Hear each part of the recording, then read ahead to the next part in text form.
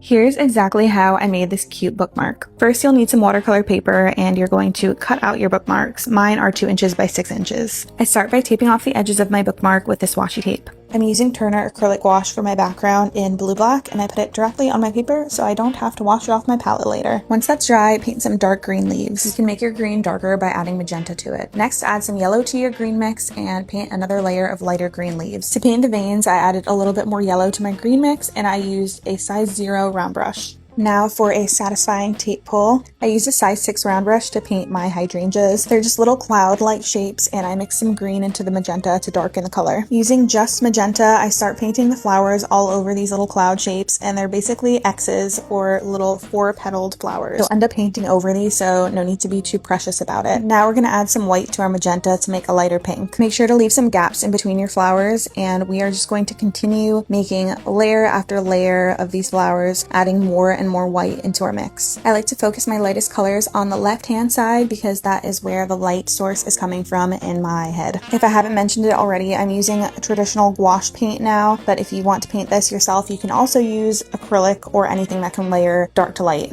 I add some white and yellow to my green mix to create a few more additional leaves, and I'm using a size 6 long round brush for this. The final step is painting some veins with a detail brush, and if you made it this far, thank you. I hope you enjoyed this project, and I would love to hear your thoughts in the comments.